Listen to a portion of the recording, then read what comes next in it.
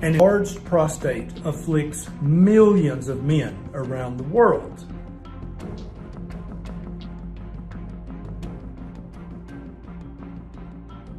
And there is absolutely a hormone involved in 80% of your prostate problem.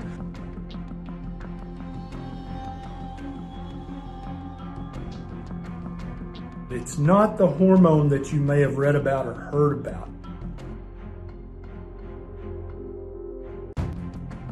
It's going to help an older male friend or relative get relief from their enlarged prostate symptoms.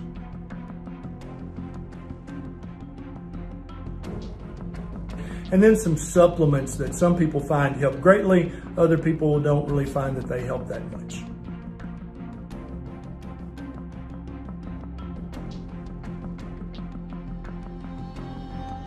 Now, the hormone that's involved in 80% of your enlarged prostate problem is not testosterone, it's not DHT, it's not estrogen, it's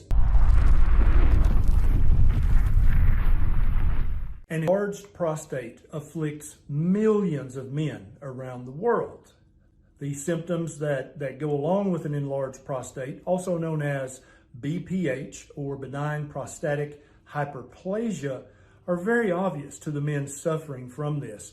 There's tons of research that's been done about enlarged prostate, and almost always it comes down to hormones.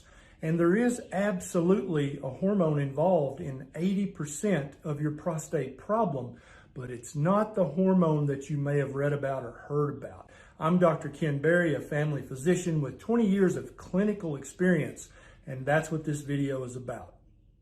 If you have an older male friend or family member, I promise you it won't hurt their feelings a bit if you share this video with them. And you're also welcome to share it on your Facebook page or in your groups, on Twitter, Instagram, or wherever you think it's going to help an older male friend or relative get relief from their enlarged prostate symptoms. I suspect this video is going to be quite controversial with urologists and other healthcare providers who specialize in the prostate, because it's going to talk about something that, although they know about, they've never thought about it like this. And so I've included several research studies in the show notes below to back up what I'm saying in this video. Hormones are definitely at play, and one hormone in particular is predominantly to blame for your enlarged prostate. So let's go through the 7 easy steps of how to reverse your enlarged prostate, and then I'm going to talk a little bit more about the science. And then at the end of this video, I'm going to talk about prescription medications, your other hormones that are also involved a little bit, and then some supplements that some people find help greatly, other people don't really find that they help that much. Now, the hormone that's involved in 80% of your enlarged prostate problem is not testosterone, it's not DHT, it's not estrogen, it's insulin. Okay, your prostate is a gland, and it responds to growth signals from hormones. Insulin is one of the preeminent growth hormones in our body. When you're eating an improper diet, you're actually causing yourself to have hyperinsulinemia in your blood all day, every day, or at least right after your meal for a few hours if you're eating the wrong foods. This insulin, when it's in high amounts in your blood, can actually bind to a receptor for IGF-1, which is intimately involved in the cells of your prostate growing and multiplying. And so what you wind up with after years and years of hyperinsulinemia is that you've got way more cells in your prostate than you should, and the cells themselves are bigger or fatter. And all of that leads to an enlarged prostate, or BPH, and then that leads to squeezing on the urethra that passes through the prostate, and that's where all the urinary problems come from. So what you want to do is eat a diet that helps you keep a low normal insulin level for as many hours of the day as possible. And the way to do that, you're going to follow these 7 easy steps. Step number 1 is to avoid all sugar in your diet, whether it's added sugar in soft drinks and desserts, or whether it's natural sugar in high sugar fruits like grapes, bananas, cherries, papaya, pineapple. These things may have some vitamins and minerals and maybe even some magical phytonutrients, But you can get those vitamins and minerals from other sources that have way less sugar, and therefore you're not going to spike your insulin level. Anytime you eat or drink sugar, whether added or natural, you spike your blood glucose, which spikes your insulin level, and that makes you hyperinsulinemic. Then the insulin starts going to work, making your prostate enlarge. Now, this high insulin also has hundreds of other deleterious effects on every other tissue and cell in your body, but in this video, we're talking just about the prostate. Number 2 is to avoid all grains, even whole grain bread and stuff like that. When you start to chew up a piece of whole grain bread, there's an enzyme in your mouth called amylase, which starts to immediately break the starch in that bread down into sugar. So we're back to step number 1. So by avoiding all the grains, whether it's wheat, rice, oats, or corn, all of these things spike your blood sugar, which leads to hyperinsulinemia, which is the underlying hormonal problem of an enlarged prostate. Number 3 is to avoid all soy products, unless it has been fermented by the real fermentation technique, like natto and other things. Avoid soy. Soy is very estrogenic, and it's going to make your estrogen to testosterone ratio inappropriate, which is going to lead to increased enlargement of the prostate. Number 4 is to avoid any low-fat dairy product whatsoever, whether it's milk or cheese or sour cream, cream cheese. You want only full-fat dairy. Okay, so you can... And in some men, they have to go to only the highest fat choices of dairy, like heavy cream, butter, and ghee. Some men can get away with full-fat cheese and full-fat yogurt and kefir, but other men have to just only use butter, ghee, and heavy cream as their only dairy sources, or they will notice increased symptoms of an enlarged prostate.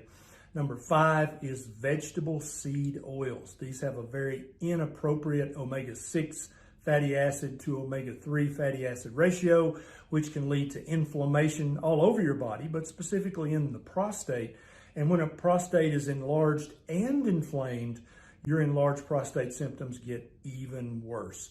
And then number 6 is eat a low carbohydrate diet. Whether this is a ketogenic diet or a carnivore diet, eating this diet is going to keep your insulin level low normal for the majority of the day. Okay, and that's the goal here, is to keep your insulin level low normal. You don't want a chronically high insulin level, or you're gonna cause your prostate to enlarge. Then you'll suffer from the symptoms. Then step 7 is intermittent fasting. You want to go without eating anywhere from 14 hours a day up to 18 hours a day. And you don't have to start at 18 hours a day. You can slowly work your way up to that. But when you fast for 14, 16, or 18 hours, that really resets your insulin level back to the low normal level, which is going to not promote prostate hyperplasia. Very, very powerful, very important. Also, intermittent fasting is free. I've got a big playlist about intermittent fasting. It'll pop up right here. You can go watch this after this video is done. So these 7 steps above are going to give you 80% reduction in your prostate problem. Now, it took you years to grow the prostate that you have right now, so don't expect these changes in your diet to have an effect in a few days or a few weeks. It's going to take several months, if not a year, for your prostate to go back to normal size. And because when you eat this way, it's not literally going in there and shrinking your prostate, it's just stopping the signal from the hyperinsulinemia to continue to enlarge. And so when that signal of inappropriate growth goes away and your insulin level goes back to low normal, then as your prostate regenerates and rejuvenates and replaces cells, they're going to be the normal size cell, and it won't replace all of them. You'll have fewer and fewer prostate cells as the months go by. So don't expect an overnight fix with this. You didn't get in this predicament overnight, and you ain't going to fix it overnight. Now let's talk about prescription medications. So there are several prescription medications on the market that your doctor can prescribe for you, and they do help the symptoms. They do not, however, address the root cause, which is chronic hyperinsulinemia, at all. So it's no crime if you want to take one of these prescriptions for a few months while you're letting your low carb, your keto, your carnivore diet have its effect. but be prepared for a long list of side effects. Some are quite serious. Now let's talk about your other hormones, your testosterone, your estrogen, and your DHT. So absolutely, without a doubt, having a low testosterone to estrogen ratio absolutely will increase your risk of having an enlarged prostate with symptoms. But just keep in mind, you'll actually see videos out there that say that testosterone causes enlarged prostate. Not true at all. DHT, no, it doesn't cause that. But as a man gets older, his testosterone tends to dip, especially if he's sedentary and especially if he's eating a high carbohydrate crap diet. His testosterone level is going to start to nosedive, and that's going to leave his estrogen level at about the same level. But as his testosterone level goes down, his estrogen to testosterone ratio is going to go up. You see that? So if high testosterone causes an enlarged prostate, then every 18-year-old man running around on the planet would have a humongous prostate because their testosterone is sky high. That doesn't happen. It's only when you get older, your testosterone goes down, you've been eating a high carbohydrate for decades, that's when enlarged prostate happens, right? Now let's talk about the supplements. There are a few supplements, and I'm going to put a link down below if you want to try one of these. Some people report amazing improvement in their enlarged prostate symptoms from taking these. Other people say, didn't really help me that much. The most common are saw palmetto, nettle roots, and pumpkin seed extract. So I'm going to put a link down below if you want to try one of those while you're using the diet to reverse 80% of the problem. Then you can take one of the supplements, and that might be 5% of the solution.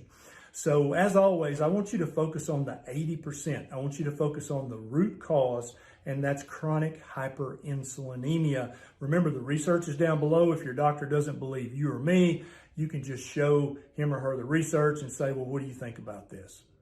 If you enjoyed this video, please take 1 second and click that subscribe button and the little bell button right beside it so that every time I post a new video, you'll get a notification from YouTube. And as you can tell, I'm never going to be sponsored by big food or big pharma corporations.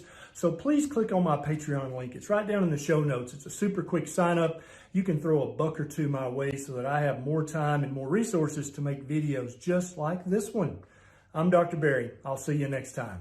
إن أعجبك الفيديو لا تنسى الإعجاب والاشتراك في القناة.